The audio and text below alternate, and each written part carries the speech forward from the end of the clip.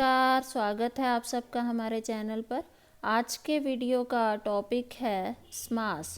समास जो है वो हिंदी ग्रामर का बहुत ही ज़्यादा इम्पोर्टेंट टॉपिक है। जितने भी कॉम्पिटिटिव एग्ज़ाम्स में हिंदी से क्वेश्चन जो हैं वो कवर किए जाते हैं, पूछे जाते हैं, उसमें समास एक ऐसा टॉपिक है। यहाँ से आपको 2-3 क्वेश्चन जो हैं वो ज़रूर पूछे जाते हैं। तो आज हम समास के बारे में डिटेल में डिस्कस करेंगे। तो सबसे पहले ये समझते हैं कि समास है क्या, यानी कि समास की परिभाषा क्या है। जब भी दो या दो से अधिक शब्दों को हम मेल करवाते हैं, मिलाते हैं, तो जो एक नया शब्द बनता है उस प्रक्रिया को, उस क्रिया को हम क्या कहते हैं, समास कहते हैं। ओके, इस विधि से जितने भी जो शब्द बनते हैं उनको क्या कहा जाता है, समस्त पद कहा जाता है। और जब दोबारा से हम इन पदों को अलग कर देते हैं तो उस प्रक्रिया को क्या कहा जाता है, समास विग्रह कहा जाता है। जैसे कि अब दो शब्द हैं हमारे पास, गंगा और जल। ओके, तो जब हम इन दोनों को मेल करवाते हैं, जोड़ते हैं, तो हमारे पास ये बन गया गंगा जल। एक नया शब्द बना है जिसका मतलब है गंगा का जल। ओके, तो इस पूरे शब्द को, इस पूरे जो मेल करवाया गया है, इसको समस्त पद कहा जाता है। और अगर हम इसको अलग अलग करना चाहें तो हम इसको फिर से गंगा प्लस जल करके अलग अलग कर सकते हैं। तो उसको हम क्या कहेंगे, समास विग्रह कहेंगे। ठीक है, तो आगे चलते हैं। हमारे पास समास के प्रकार, यानी कि समास के टाइप्स जो हैं वो कौन कौन से हैं। जो क्वेश्चन पेपर्स में क्वेश्चन कवर किए जाते हैं वो इसी पार्ट से कवर किए जाते हैं। आपको कोई शब्द जो है वो पूछा जाता है कि इसमें कौन सा समास जो है वो आपको बताना है, तो उसके लिए हमें ये पता होना चाहिए कि किस समास में बाकियों से अलग क्या है, मतलब किस शब्द में कौन सा समास जो है वो यूज़ होता है, प्रयुक्त है। ठीक है, तो उसके लिए हम इनको पहले डिटेल में समझेंगे। तो समास के टाइप जो हैं हमारे पास क्या हैं, तत्पुरुष समास है, कर्मधारय समास है, द्विगु समास है, बहुब्रीहि समास है, द्वंद्व समास है और अव्ययी भाव समास है। हमारे पास 6 टाइप हैं यहाँ पे समास के। अब हम इनको बारी बारी से डिटेल में डिस्कस करेंगे ताकि जो भी हमसे शब्द पूछा जाए, जो भी हमसे पूछा जाए कि इसमें कौन सा समास है, हम उसको समझ के सॉल्व कर पाएँ कि हमारा आंसर जो है वो कौन सा रहेगा। तो सबसे पहले हम डिस्कस करते हैं यहाँ पे तत्पुरुष समास। अब तत्पुरुष समास जो है, सबसे पहली टाइप जो हम डिस्कस कर रहे हैं, तत्पुरुष समास में क्या होता है, उत्तर पद जो होता है वो प्रधान होता है और पूर्व पद जो होता है वो गौण रहता है, गौण होता है। अब ये हम पहले भी कई वीडियोस में डिस्कस कर चुके हैं कि जब भी हमें समास के बारे में बताना होता है तो हम दिए गए शब्द को क्या कर लेते हैं, पूर्व पद और उत्तर पद में बना लेते हैं, है ना। जैसे रसोई घर है तो इसमें जो पहला पद होगा इसको प्रथम पद भी कहा जाता है, पूर्व पद भी कहा जाता है और दूसरे वाले को हम उत्तर पद कहते हैं। ओके, तो तत्पुरुष समास की स्पेशलिटी क्या है कि यहाँ पे क्या होता है, जो हमारे पास उत्तर पद होता है वो प्रधानता रखता है, उसमें प्रधानता होती है ना। या हम दूसरे शब्दों में कहें कि उत्तर पद जो होता है वो क्या होता है, विशेष्य होता है और पूर्व पद जो होता है वो विशेषण होता है। अब विशेषण तो आपको पता ही है कि जो शब्द संज्ञा या सर्वनाम की विशेषता बताते हैं उनको हम विशेषण कहते हैं। ठीक है, अब यहाँ पे जो पूर्व पद है वो क्या है, रसोई। ठीक है, तो रसोई जो है, रसोई का मतलब क्या होता है कि रसोई यानी कि खाना बनाना, है ना। तो रसोई जो है वो क्या है, हमारे पास पूर्व पद है। ठीक है, और वो क्या है, विशेषण है ना। वो हमें रसोई की विशेषता, यानी कि किसी पर्टिकुलर जगह घर में जहाँ पे हम खाना बनाते हैं, है ना, तो खाना बनाने की जो प्रक्रिया है उसको रसोई बोला जाता है। ये उसकी विशेषता बता रहा है। ठीक है, और घर जो है वो क्या है, विशेष्य। अब विशेष्य क्या होता है, जिस संज्ञा, जो शब्द संज्ञा या सर्वनाम की विशेषता को प्रकट करे, ठीक है, उसको विशेष्य कहा जाता है। जैसे कि घर, अब यहाँ पे घर जो है वो किसकी विशेषता बता रहा है, रसोई की। है ना, मतलब वो ऐसी जगह, यहाँ पे रसोई जो है वो बनाई जाएगी, रसोई बनाने की जो जगह है वो यहाँ पे घर जो है वो बता रहा है, इसलिए उत्तर पद जो है वो एक विशेष्य है और पूर्व पद जो है वो क्या है, विशेषण। ठीक है, तो ऐसे शब्द जिसमें हमारे पास उत्तर पद जो है उसकी प्रधानता होती है और पूर्व पद गौण होता है, या फिर उत्तर पद जो है वो विशेष्य है और पूर्व पद जो है वो विशेषण है, मतलब किसी भी तरह से आप इसको याद रख सकते हो, उनमें कौन सा समास होगा हमारे पास, तत्पुरुष समास होगा। ओके, इसमें तत्पुरुष समास जो है इसके हमारे पास कुछ भेद हैं, वो हम डिस्कस कर लेते हैं। तत्पुरुष समास के भेद, सबसे पहला आ गया कर्म तत्पुरुष। यहाँ पे पूर्व पद में कर्म कारक की विभक्ति का रूप हो, वहाँ कर्म तत्पुरुष होता है। जैसे कि अब अगर आपको कारक जो हैं वो आते हैं, जैसे कर्ता ने, कर्म को, करण से, संप्रदान के लिए, तो आप इनको बड़ी आसानी से समझ सकते हैं। कर्म तत्पुरुष जो है, सबसे पहले यहाँ पे पूर्व पद जो है उसमें कर्म कारक की विभक्ति जो है, हाँ, उसका लोप हो जाए, वहाँ कर्म तत्पुरुष होता है। जैसे कि परलोक गमन है ना, तो परलोक गमन का क्या मतलब हुआ, इसको अगर हम तोड़ के लिखना चाहें या इसका मतलब लिखना चाहें तो परलोक को गमन, है ना, तो को शब्द आया ना, परलोक गमन, है ना, परलोक गमन में मतलब परलोक को गया हुआ या परलोक को गमन, तो यहाँ पे को आ गया। ठीक है, तो कर्ता ने कर्म को, है ना, कर्म की कर्म कारक ही को रिप्रेजेंट करता है ना, तो ऐसे हमारे पास शब्द होते हैं जिसमें क्या हो कि पूर्व पद में कर्म कारक की विभक्ति का लोप हो जाए, है ना। तो जब हम यहाँ पे परलोक को गमन का मतलब हमें पता है, हम इसको सीधा ही क्या लिखेंगे, परलोक गमन लिखेंगे। हम यहाँ पे को जो है उसका लोप कर देते हैं, तब वहाँ पे कौन सा हमारे पास तत्पुरुष जो लगता है या समास लगता है, उसको हम कर्म तत्पुरुष समास कहते हैं।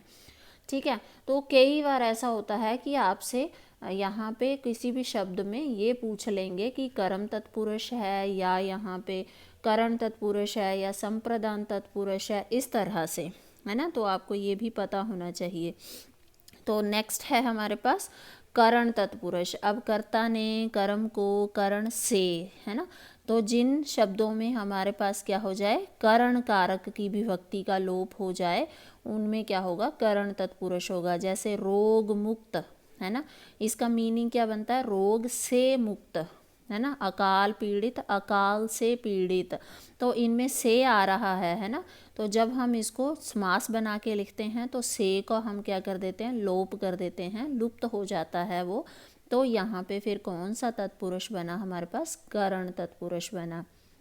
इसी तरह से हमारे पास संप्रदान तत्पुरुष है। देखिए संप्रदान क्या होता है, के या लिए, है ना, ठीक है, तो के लिए हमारे पास यहाँ पे जब के लिए जो है इसका लोप हो जाए तो वहाँ संप्रदान तत्पुरुष होता है। जैसे गौशाला, है ना, तो गौशाला जो है वो क्या होता है, गाय के लिए हमारे पास शाला जो होती है, या पाठशाला, पाठ के लिए जो शाला होती है, देशभक्ति, देश के लिए भक्ति जो होती है ना, तो के लिए का लोप हो जाए, वहाँ पे क्या बन गया हमारे पास संप्रदान तत्पुरुष। इसी तरह से आ गया आपके पास अपादान तत्पुरुष।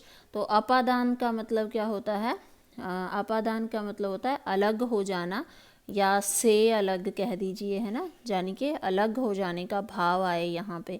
जैसे ऋण मुक्त, अब ऋण मुक्त में आएगा तो से, है ना, ऋण से मुक्त, है ना, पर मुक्त हो जाना मतलब पूरी तरह से उससे अलग हो जाना। ठीक है, तो इसलिए यहाँ पे कौन सा तत्पुरुष बना, अपादान तत्पुरुष।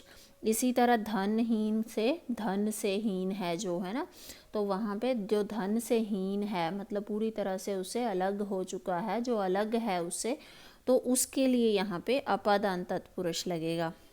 इसी तरह से हमारे पास संबंध तत्पुरुष होता है। संबंध में क्या होता है कि जो चीज़ किसी से रिलेटेड होती है, जिसमें का, के, की जैसे शब्दों का लोप हो जाता है, यानी कि जो रिलेटेड हों एक दूसरे से, वहाँ पे संबंध समास तत्पुरुष होता है।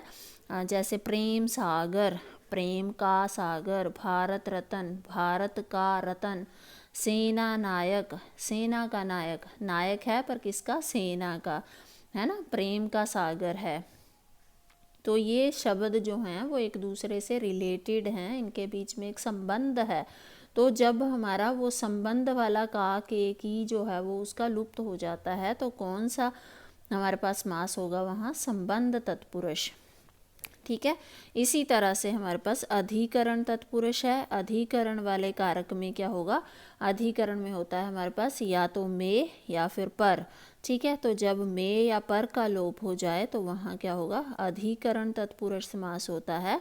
जैसे गृह प्रवेश, तो गृह प्रवेश को जब हम समास बना के विग्रह करके लिखें तो वो बनेगा गृह में प्रवेश। सिर दर्द, सिर में दर्द। ओके, जग बीती, जग बीती मतलब जग पर बीती। घुड़सवार, घोड़े पर सवार। तो यहाँ पे या तो में या फिर पर, इनका लोप हो जाए जब हम इसका समास बनाएं तो वहाँ पे क्या होगा, हमारा अधिकरण तत्पुरुष होगा। ये जितने भी हमने 6 टाइप्स डिस्कस किए हैं, ये सारे ही किस में आ रहे हैं, हमारे तत्पुरुष समास में आ रहे हैं। ठीक है, तो या तो आपसे इनमें से कुछ भी पूछा जाएगा, सीधा ही आपको वहाँ तत्पुरुष का ऑप्शन दिया जाएगा, तो आप तत्पुरुष पे लगाएंगे, या फिर आपको जो शब्द दिया है, जैसे सपोज़ भारत रत्न आ गया है और उसमें आपसे पूछा गया है कि अपादान है यहाँ पे या संप्रदान है यहाँ पे, या फिर संबंध है या फिर अधिकरण है ना, तो आप देख लेंगे कि इसमें कौन सा कारक जो है वो लोप हो रहा है, उसके हिसाब से आप डिसाइड कर सकते हैं। ठीक है, चलिए अगले टाइप की ओर चलते हैं। जो हमारा नेक्स्ट टाइप है वो है कर्मधारय समास। अब कर्मधारय समास जो है ये कौन सा होता है, पहला हमने पढ़ा तत्पुरुष समास, तत्पुरुष समास में ही उसके हमने आगे 6 भेद करे या उसके आगे 6 टाइप करे, तो उसके आगे है हमारे पास कर्मधारय समास। अब कर्मधारय समास जो है वो क्या होता है, इसमें हमारा पहला पद जो है वो विशेषण होता है और दूसरा पद जो है वो क्या होता है, विशेष्य होता है।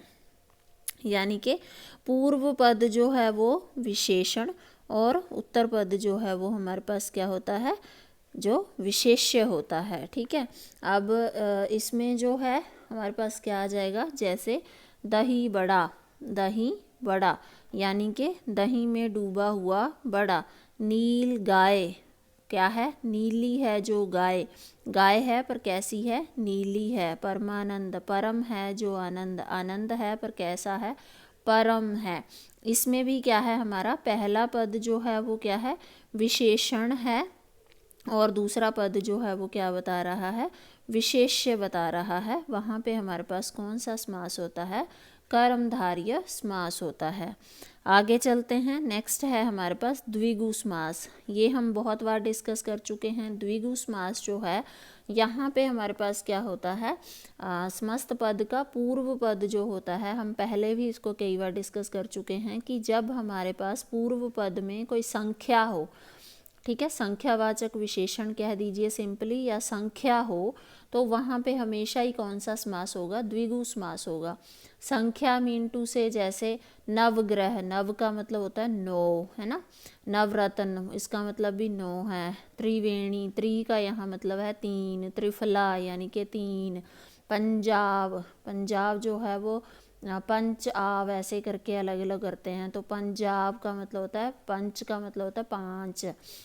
इसी तरह से पंचतंत्र में भी 5 है, यानी कि पूर्व पद सब में क्या हो, एक संख्या हो अगर, तो वहाँ पे हमेशा ही कौन सा समास होगा, द्विगु समास होगा। ठीक है, इसको याद रखना बहुत आसान है। चलिए नेक्स्ट देखते हैं। नेक्स्ट है हमारे पास नंबर 4, वो है बहुव्रीहि समास। अब बहुव्रीहि समास जो है इसमें क्या है बाकियों से अलग, यहाँ पे पहला पद और दूसरा पद जो हैं जब वो मिलाए जाते हैं तो वो जो हैं वो किसी तीसरे पद की ओर संकेत करते हैं, तो वहाँ पे बहुव्रीहि समास होता है। जैसे कैसे इसको हम डिस्कस करें, एक दंत है ना, जैसे एक दंत है तो यहाँ पे एक और दंत दो शब्दों को मिला के समास बनाया गया, एक दंत। ठीक है, पहला पद एक है, दूसरा पद दंत है, तो दोनों को मिला के जो समास बना वो बना एक दंत। ठीक है, यानी कि एक दांत वाला। तो इसका जो है मीनिंग जो है वो तीसरे पद की ओर संकेत कर रहा है। मतलब एक दंत, आप हमें पता है कि श्री गणेश, भगवान श्री गणेश के लिए बोला जाता है, उनको इस नाम से बुलाया जाता है। तो ये शब्द जो है दोनों मिल के एक तीसरे पद की ओर संकेत कर रहे हैं। तो वहाँ पे हमेशा ही कौन सा समास लगेगा, बहुव्रीहि समास लगेगा, है ना। इस तरह के और भी बहुत सारे एग्जाम्पल हैं हमारे पास, जैसे चतुर्भुज है, जो चार भुजाएं हैं जिसकी भगवान विष्णु के लिए यूज़ करते हैं, है ना। जैसे गोपाल हो गया, तो गौ का पालन करने वाला वो भगवान श्री कृष्ण को कहा जाता है।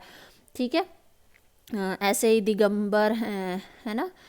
दशानन है, दशमुख हैं, जिसके आपको पता ही है दशमुख किसके हैं, रावण के लिए यूज़ किया जाता है ना। तो नीलकंठ है, नीलाकंठ है, जिसका भगवान शिव के लिए यूज़ किया जाता है। तो ऐसे शब्द जिनको मिला के जो शब्द बनता है वो किसी तीसरे पद की ओर इशारा करे, तो वहाँ पे हमेशा कौन सा समास होगा, बहुव्रीहि समास होगा। नेक्स्ट चलते हैं, अगला है हमारे पास द्वंद्व समास। द्वंद्व समास में क्या होता है, जिस समस्त पद में दोनों पद समान हो, मतलब इम्पोर्टेंस दोनों की ही हो। ठीक है, तो वहाँ पे कौन सा होता है, द्वंद्व समास होता है। और स्पेशल क्या होता है यहाँ पे कि इन पदों को जब हम मिलाते हैं तो मध्य स्थित योजक जो है वो लुप्त हो जाता है। ठीक है, अब जैसे भाई और बहन का समस्त पद होगा भाई बहन, है ना। ठीक है, तो भाई, यहाँ पे भाई और बहन दो शब्द मिलाए गए हैं, दोनों ही अपनी जगह पे इम्पोर्टेंट हैं, है ना, भाई और बहन, है ना। तो यहाँ पे जब हम भाई बहन को मिला के लिखते हैं तो हम ये जो मध्य स्थित योजक है, हाइफन का ये जो साइन है, इसको हटा के हम क्या लगा देते हैं, और लगा देते हैं, है ना।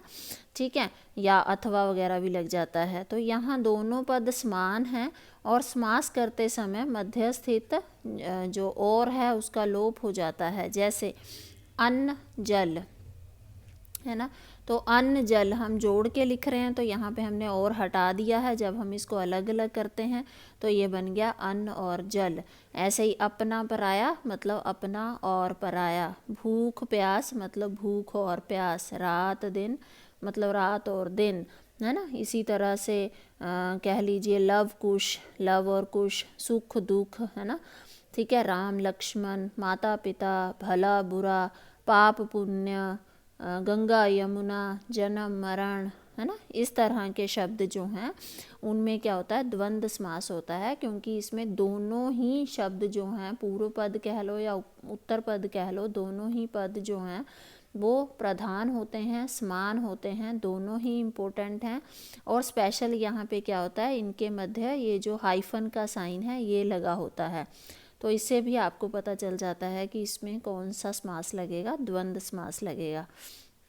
चलिए नेक्स्ट है और लास्ट है हमारा अव्ययी भाव समास। अव्ययी भाव समास जो है वो क्या होता है, जिस समास में पहला पद अव्यय हो और उसे अव्ययी भाव समास कहा जाता है। सबसे बड़ी बात है कि पहला पद जो है वो प्रधान भी होता है, और दूसरी चीज़ क्या है कि वो जो है एक अव्ययी शब्द होता है। ठीक है, मतलब पहला ही जो पूर्व पद होगा वो एक अव्ययी शब्द होगा, और साथ ही साथ वो क्या होगा, उसकी प्रधानता भी होगी। तो इस तरह के शब्दों में कौन सा समास होता है, अव्ययी भाव समास होता है। अब उदाहरण के लिए जैसे प्रतिदिन है, अब प्रतिदिन है हमारे पास, ठीक है, तो इसमें हमारा पूर्व पद क्या है, प्रति है। ठीक है, तो प्रति एक तो यहाँ पे प्रधानता रख रहा है, क्यों, क्योंकि प्रतिदिन, दिन का मतलब तो आपको पता है, हम किसी भी दिन को दिन कहते हैं, जैसे सोमवार, मंगलवार, या आज का दिन, कल का दिन, है ना। तो जब उसके आगे प्रति लग गया तो प्रति लगने से वो क्या बन गया, प्रति का मतलब प्रत्येक, है ना, प्रत्येक दिन, हर रोज़, है ना। तो इसकी प्रधानता है, इसकी वजह से इसका कुछ अलग ही मीनिंग बन गया है। ओके, तो प्रति यहाँ पे एक तो प्रधानता रख रहा है और दूसरा क्या है, ये एक अव्ययी शब्द है, एक अव्यय है।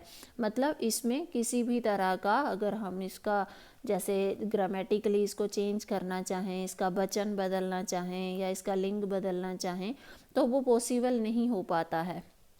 ठीक है, तो अव्ययी भाव समास जो है वो होता है ऐसे शब्दों में। ठीक है, तो जैसे हमारे पास है प्रतिदिन है, प्रतिवर्ष है, प्रत्यक्ष है, प्रत्येक है, क्योंकि प्रति लग रहा है सब में। ठीक है, इसके अलावा हमारे पास आजीवन, आमरण, है ना, आ लग रहा है। ठीक है, और तीसरा हो गया जैसे निडर है, तो यहाँ पे नी प्लस डर हो गया, है ना। तो नी जो है वो क्या है, प्रथम पद है, इसकी प्रधानता भी है, और दूसरा ये क्या है, एक अव्ययी शब्द है। इसके अलावा हमारे पास आ गया यथा शब्द होता है, जैसे तो यथा शीघ्र, यथा संभव, है ना। तो इस तरह के हर एक शब्द में हमारे पास कौन सा समास होगा, अव्ययी भाव समास होगा। तो आज के इस वीडियो में इतना ही। इसी तरह के और वीडियोस देखने के लिए लाइक करें, शेयर करें, सब्सक्राइब करें हमारे चैनल को। Thank you.